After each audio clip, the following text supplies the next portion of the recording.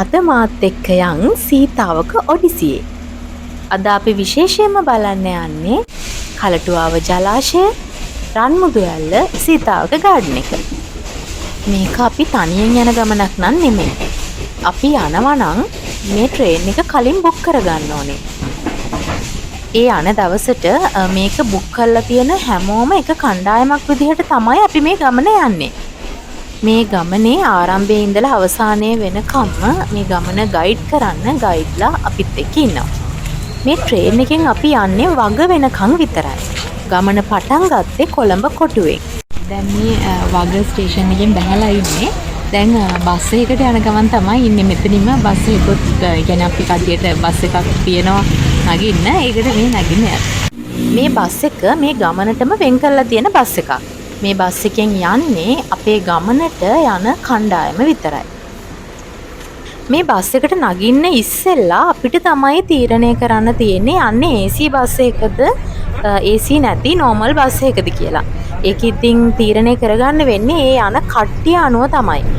කට්ටියකගෙන් බහුතරයක් කැමති AC එක යන්න නම් මේගොල්ලෝ AC බස් එකක් අපිට ලෑස්ති කරලා දෙනවා. එහෙම නැති වුණොත් කට්ටිය බහුතරයක් කැමති normal එක යන්න නම් එහෙම තමයි මෙයාලා ලෑස්ති කරලා දෙන්නේ. ඒක සූදානම් වෙන්නේ අපේ කැමැත්ත අනුව. මේ බස් එකෙන් යන ගමනේ චූටි අඩුපාඩුවක් මට කියන්න තියෙනවා. මේ බස් එකේ හරි හයියෙන් සින්දු දාලා තිබුණා. ඒක හරිම කරදරයක් වුණා. එළිය ලස්සනක්වත් අපිට බලන්න ඕනේ නැහැ ඒ කරදරේ නිසා.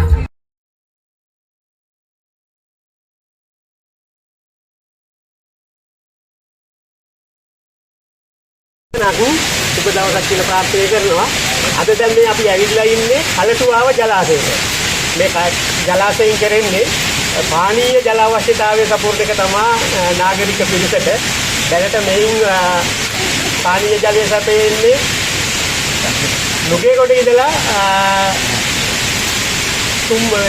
මීටි වගේ ප්‍රදේශවලට ඉතලන කොළඹටත් ලැබෙනවා. මේක තමයි අලුත් නව ජලාශය. මේක ඉස්සර කලින් ජලාශයක් හදලා ඉල්ලයි නම් කොළඹට ජලය ගෙනිච්ච එක ලබුගම ජලාශය. මේකේ දිනක ධාරිතාවය තමයි මේක සුද්ධ කරලා පිට කරන ජල ප්‍රමාණය කියුබික් මීටර 90000යි. අරක අනිත් ජලාශය මේ ළඟම තියෙන එහා පැත්තේ මේ නිවුන් ජලාශය ඒකේ 60000ක ජල ප්‍රමාණයක් නිකුත් කරනවා. දැන් අපි මේ ස්ථානයේ විනාඩි 45ක් විතර රැඳී ඉන්නවා. ඔයගොල්ලන්ට පුළුවන් තව ටිකකින් ගිහිල්ලා මේ ඩෑම් එක උඩට ගිහිල්ලා මේ ප්‍රදේශේ නරඹන්න. මේ පල්ලෙහා තියෙන්නේ ජල පවිත්‍රාගාරය. උඩ ඩෑම් එක තියෙනවා. ඒ ඩෑම් එකෙන් නැග්ගාම ජල පවිත්‍රාගාරයක් පොලිස් එනවා. ඔයගොල්ලන්ට වොෂ්රූම් වේව යන්න කාට හරි අවශ්‍ය නම් මෙතනම පල්ලෙහා තියෙනවා. ඒ අවශ්‍යතාවය සපුර ගන්න පුළුවන්. අපි මෙතන විනාඩි 45කට පස්සේ ඊළඟට අපි යන්නේ තුම්බෝදර හන්දියට. තුම්බෝදර හන්දියේ ඔයගොල්ලන්ට උදෑසන ආහාරයක් ගන්නවා නම් යා කඩපිටියක් තියෙනවා. ඒ වගේ ආහාරයක් ගැනීම හැකියාව තියෙනවා. එතනම එහායින් තියෙනවා වැල් පාලමක්. හැගින් බ්‍රිජ් එකක්. අපි ඒ වැල් පාලම බලලා ඊළඟට යන්නේ රම්මුදු ඇල්ලට. රම්මුදු ඇල්ල නරඹන්න පුළුවන් එතන. ඒ වගේම ඕගොල්ලන්ට එතන නාන්න පුළුවන් හැකියාවක් තියෙනවා. එතන පැය දෙකක් විතර අපි රැඳී ඉන්නවා. ඔව්.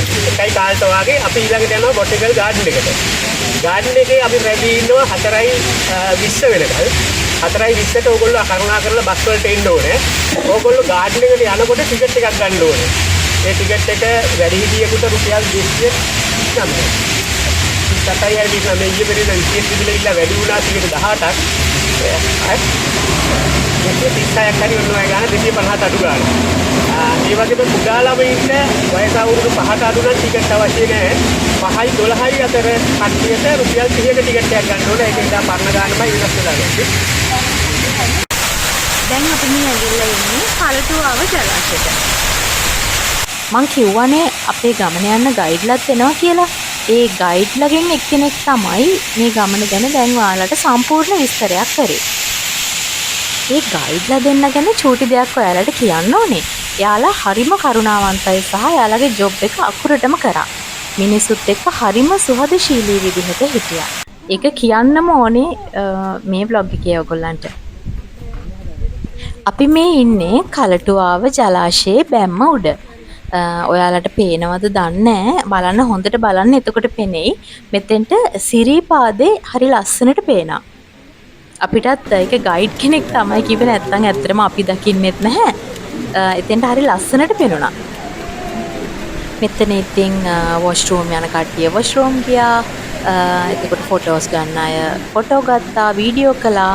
ඉතින් ඒවට පොඩි වෙලාවක් ඒගොල්ලෝ මෙතන තියලා තියෙනවා අපිට ඒ දේවල් කර ගැනීම සඳහා. දැන් කලටුවාව ජලාශයෙන් යන්නයි අපි යන්නේ. දැන් බස් එකට යන්න වෙලාව හරිය. දැන් කෙලිම මෙතනින් බස් එකට. දැන් ඉතින් ජලාශයත් බලලා අපි දැන් මේ ආයි බස් එකට යන්න තමයි යන්නේ. චුට්ටක් අවුව නම් සැරයි අද. චුට්ටක් නෙමෙයි අත්‍තරම හොඳටම සැරයි අවුව. මේ දැන් මොන කට්ටිය බස් එකට ඉස්සරහෙන් යන ගමන් දැන් ඉතින් අපි ඉක්මනට යනවා නැත්නම් බස් එක අපිව දාලා යනවා. දැන් ඉතින් අපි මේ යන්නේ එතන ළඟම තියෙන වැල් පාලමක් බලන්න. ඔයාලට මේක මෙහෙම පේනුනට පුදුම විදිහට අවුව සැරයි එදා. මං ඇත්තටම ගෙදරින් කුඩයක් ගෙනිච්චෙත් නෑ මෙච්චර අවුව සැර වෙයි කියලා හිතුවේ නැති නිසා. කඩේකින් කුඩයකුත් අරගෙන තමයි දැන් මේ ගමන අපි යන්නේ. ඔන්න ඉතින් වැල් පාලම ළඟටත් ආවා. වැල් පාලමක් කිව්වහම ඉතින් මං හිතුවා මේකේ මට ය아가න්න පුළුවන් වෙයිද දන්නේ නැහැ කියලාත්. මොකද සමහර වැල් පාලම් කියන ඒවා සෑහෙන්න හෙලවෙනවනේ. මගදී බය හිතුනොත් එහෙම ඕක හිත තමයි මම මෙතෙන්ට ආවෙත්. හැබැයි ඉතින් ඒක එච්චරම ලොකු ප්‍රශ්නයක් උනේ නැහැ. එම වැල් පාලමක් වඩ ලොකුවට එහෙම හෙලවුන්නේ නැහැ බය හිතෙන තරම්. මේක ඉතින් මෙච්චරයි බලන්න තියෙන්නේ. මින් එහා මෙතන බලන්න වෙන මොකුත් දෙයක් නැහැ මේ පාලම ඇරුණකොට. ඉතින් දැන් ආපහු අපි බස් එකට තමයි යන්නේ ගමන යන්න. පේරපම පාලම ළඟ මේ නැන්ද කෙනෙක් විකිනවා.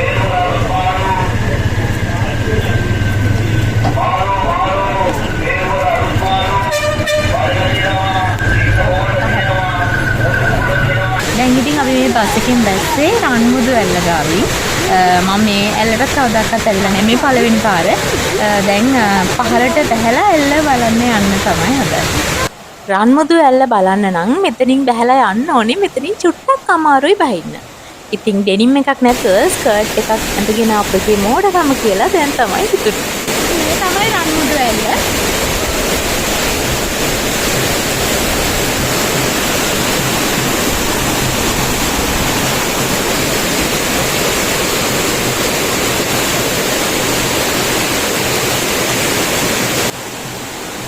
බලන්නකො මේ වටපිටාව කොච්චර ලස්සනද කියලා. හැබැයි අපේ ලංකාවේ මිනිස්සුන්ට ගොඩක් වෙලාවට මේ සුන්දරත්වය රැක ගන්න තේරෙන්නේ නැහැ. මෙතනත් කෑවහම කෑම කොළ එතකොට බෝතල් හැමදේම දාලා ගිහිල්ලා තිබුණා. අනේ ඔයාලගෙන් එක ඉල්ලීමක් මං හරි ආදරෙන් ඉල්ලනවා. මේ වගේ ලස්සන තැනකට යනවා නම් ඒ ස්වභාව සෞන්දර්ය විනාශ කරන්න එපා. ඒක තව කෙනෙකුට බලන්න තියලා ඒක ආරක්ෂා කරලා එන්න තරමට නිහතමානී වෙන්න ආදරණීය වෙන්න. මොකද කවදා හරි අපේ දරුවන්ට කුණු ගොඩක් විතරක් ඉතුරු කරලා එන්න එපා බලන්න. මේ ලස්සන අපෙන් පස්සේ තව කෙනෙකුත් බලන්න ඕන.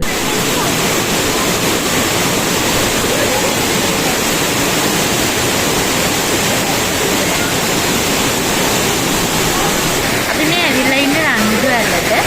මට හරියටම මතක නෑ බස් එක මෙතන පැය එකමාරක් වගේ කාලයක් මතක විදියට නවත්තනවා. ඉතින් මේ දැනන් හිටියේ නෑ මෙතන නාන්න පුළුවන් කියලා. එයාලා නාන්නත් එක්ක තමයි මෙතන නතර කරන්නේ.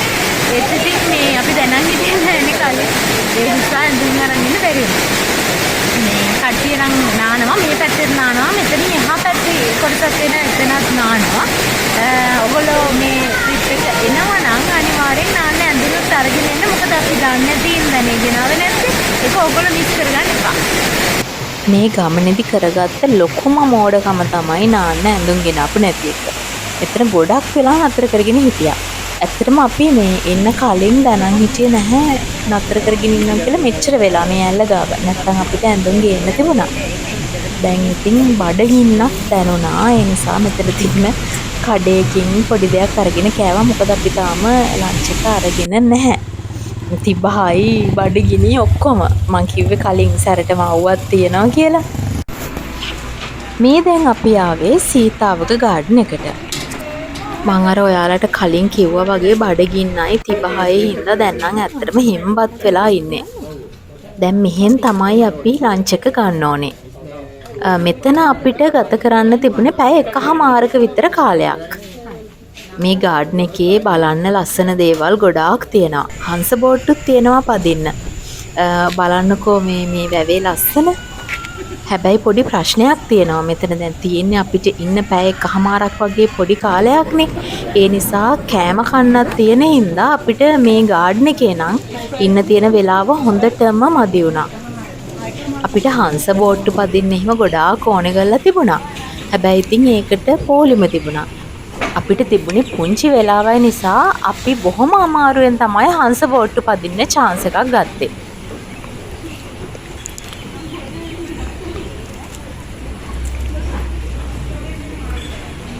කෑම එහෙම කාලා දැන් ඉවර වෙලා චුට්ටක් අපි මේ ගාඩ්න එකේ දැන් ඇවිදිනවා. ඉතින් මේ ලස්සන තැනක් දැකලා චුට්ටක් ඉඳගත්තා. මෙතෙන්ට අර ගාඩ්න එකේ හදලා තියෙනනේ වැවක් වගේ එකක්. ඒක ලස්සනට පේනවා.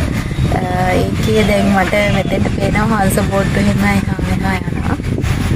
තව චුට්ටකින් අපි දැන් හංස බෝට්ටු පදින්න යන්න තමයි හදන්නේ. මෙතෙන්ට මුළු වටපිටාවම කොළ පාටට හරි ලස්සනට පේනවා. ආය හංස බෝට්ටු පදින්න යනකොට ආයෙත් පේනවා. හංස බෝට්ටු පදිනවා නම් අපි ටිකට් ගන්න ඕනේ එන්ට්‍රන්ස් එකෙන්මයි. ඉතින් අපිට හංස බෝට්ටු පදින්න ඕන නිසා මේකට ඇතුල් වෙනකොටම අපි හංස බෝට්ටු වලටත් එක්ක තමයි ටිකට් ගත්තේ. හැබැයි එතෙන්ට ගියාම හුඟක් පොලිම තිබුණා. අපි මේ chance එක ගත්තේ මාර අමාරුවෙන්. ඇත්තටම අපි හිතුවේ නම් අන්තිම මොහොතේ අපිට පදින්න බැරි වෙයි කියලා. ඇත්තම කිව්වොත් අන්තිම විනාඩිය තමයි අපි පැදලා ආපහු ගොඩට ආවේ.